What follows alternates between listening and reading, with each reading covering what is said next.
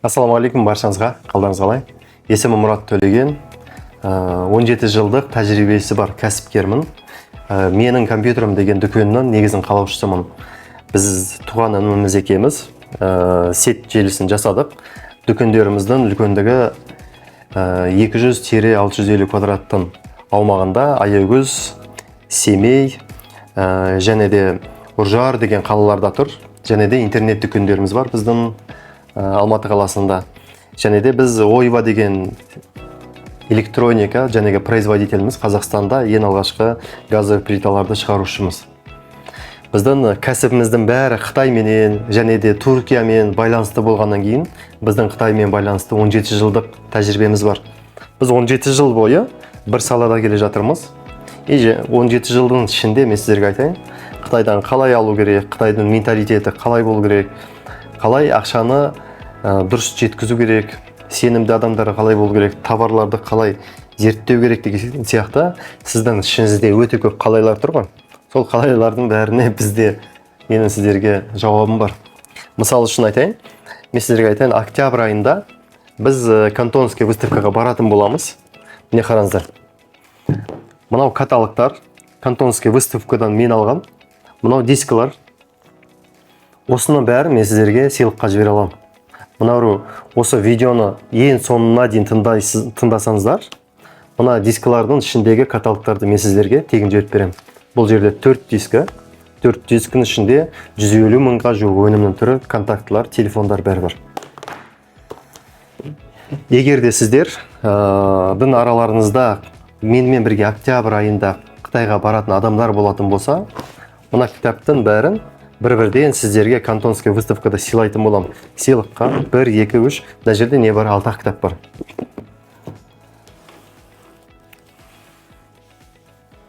Естіп нәрсесіз, естілші артық нәрсесіне.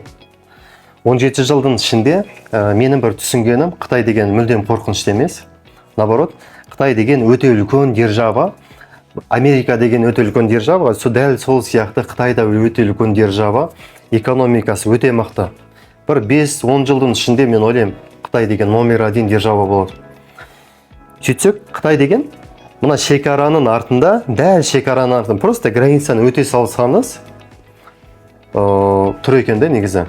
Бұл жерден өте көп біз тәжірибені алуымыз керек. Біз на самом деле кәсіпкер ретінде мен сіздерге айтайын, қорқудың қажеті жоқ Қытайдан. Вообще Қытайға баруды мен айтайын, кәсіпкердің должностной обязанностьын жазып қой керек шығар. Мен үнемі осы сөздерді айтып жүремін де. Потому что сіз ой өрісіңіз бәрі өседі. Біздің Forbes 46-да жүрген кәсіпкер ағаларымыздың сөзі де бар да. Жұмабек Жанакуловты білетін болсаңыздар, Қытайға бармаған кәсіпкерді мен кәсіпкер деп есептемеймін дейді де, мысал үшін. Сіздерге айтайын, егер де ой өрісіңізді өзгерткіңіз келсе, қазір Қазақстанда қандай болып жатыр? Нарыққа өте көп адамдар келіп жатыр, иә? Мынау сіз, иә? Бірақ та сізге де конкуренттер келе береді, конкуренттер. Нарықта ең бірінші бағаны алу үшін, сіз ең арзан товарды алу үшін, ең сапалы товарды алу үшін, КФУ дейді ғой, конкурентное преимущество. Конкурентное преимуществоны алу үшін сіз міндетті түрде Қытайға баруыңыз керексіз. Және де кіммен бірге бару тоже өте маңызды, сіздерге айтайын. Ол жерде Қазақстан сияқты кішкентай жер емес, 20 миллион ғана халық. Сізде ол жерде 1 миллиард 350 миллион халық бар, ойлаңызшы. 1 миллиард 350 миллион деген өте көп. Қытайға барған кезде сіз туризм сияқты барып қайтуыңызға болады. Барып, демалып, адасып деген сияқты. Мен мысалы өзім ең алғашқы рет барған кезде Демак Каппак деген мен ұстазым бар, сонымен бірге барғам. Мен ол кісіге өз қолыммен 10 миллион теңге төледім. Ол кезде естеріңізде болса, ол кездері бір өте қиын еді. Қазақтарды қыспақтап жатқан, басқаларды қыспақтап жатқан. Мен де шынымен қатты қорықтым. Мен намаз оқитым, ол кезде тақиямен жүретімін. Ойладым, мен қазір барсам қатты қыспақтай ма деп ойлағам. Жоқ, ондай емес. Қазіргі сіздердің баратын Қытайларыңыз мүлдем өзгерген Қытай.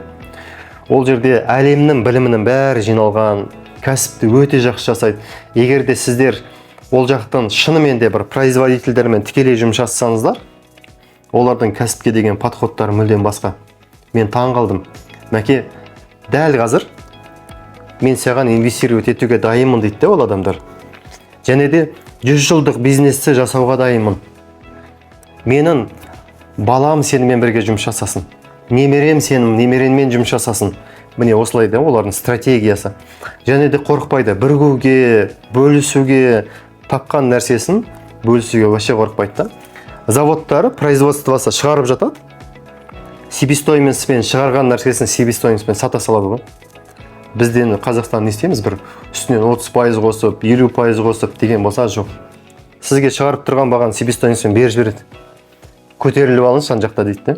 Сөйтіп, еще үстінен еще мә деп сыйлық беріп жібереді. Мен сондай қытайлармен араластым, сондай адамдармен жұмыс жасап жүрмін әлі күнге дейін де.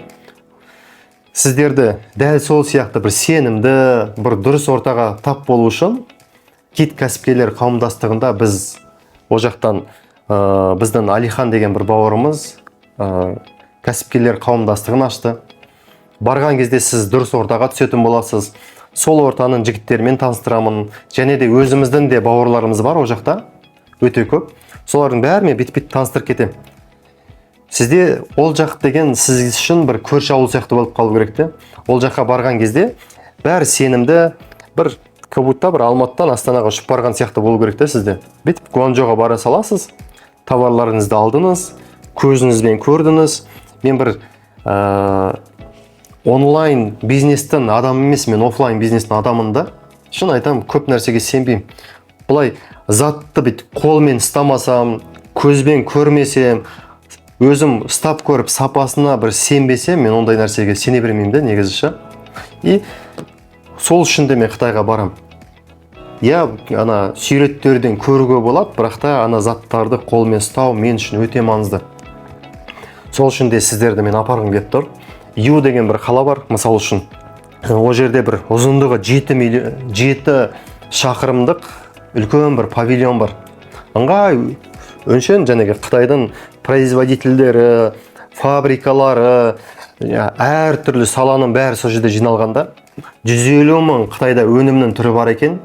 Ойлаңыздаршы, 230 мемлекетке былай экспортқа жіберіп отыр ғой. Қытайда отыр, 230 қармақты алады да жүк басқа елдерге жібереді де тосып отыр. Қай елден балық түседі, соны жүкті ұстап. Ойлаңызшы, қандай керемет бизнес емес пе? Ол жерге сіздер барған кезде товарды қалай таңдау керек? Мына Каспийді ашасыз да, Каспийдің ішінде Қазақстанда ол бағасы қандай? Егер ана товарды мен жіберетін болсам, мен сіздерге, кстати, сенімді карголарды да берем, ақшаны қалай дұрыс аудару керек деген сияқты жалпы сұрақтарыңыздың бәрін жауабын болам. И сіз о жаққа барған кезде жәнегі товарды таптыңыз ғой. Мысалы, үйдің ішінде бір павильонның ішінде бір товарды алдыңыз делік. Немесе бір производстволарға алып барып, мен сізге бір өте жақсы, қолайлы бағада производство тауып бердім делік. Немесе Гуанчжоу қаласында бір киімдерге, аксессуарларға, товарларға, мысалы аяқ киімге, Шэньчжэнь қаласында электроникаға, Фошан деген қалаға апарып, мысалы мебель деген сияқты, сіздің бір салаңызға сәйкес келетін бір дүниені табатын болса, біз онымен бірге отырып, жәнеге каргомен бірге есептеп, Қазақстанға келгенше ол сізге мынау бағасы қаншаға болатынын санап бере аламыз. Одан бөлек Қазақстанның ішінде ол нақты қаншаға сатылып жатыр Каспийде, и сізге бұл дүние пайда әкеле ме? Өте маңызды. Экономикасын санайтын боламыз. MVP деген нәрсе бар. Кәсіпте, бизнесте. Мен, кстати, менеджментті өте жақсы білем. Адамдарды қалай жұмысқа алу керек, и жәнегі жүйені, системаны қалай құрау керек деген сияқты. Қытайға бізбен бірге баратын болсаңыздар, өте маңызды. Осының бәрін сіздер алатын боласыздар. Және де Қытайда қай жерде тұрасыз, қай жерде тамақ ішесіз, қай жерде каргоңыз болады деген сияқты бәрі өте маңызды. Потому что егер де не тот районға түсіп кететін болсаңыз, онда сіз аш қаласыз. Потому что кейбір райондар бар, Қытайдың бір ішінде мүлдем бір біз түсінбейтін жәнегі бір тамақтар береді, сіз кәдімгідей ананы жей алмай аш қаласыз ғой. Абылай мысалы арнайы бір туристерге арналған бір райондар бар, кәдімгі кәсіпкерлерге арналған, сондай бір жақсы, бір іші таза, өзіңіз бір барған кезде бір көңіліңіз толатын бір райондарға түсетін болсаңыз, өте маңызды сондай райондарға бару, дұрыс адамдардың ортасында болу, онда сіз жүйелі түрде дамып кетесіз. Алла тағала сіздерге берекетін берсін. Бірге Кантонский выставкаға бірге барайық.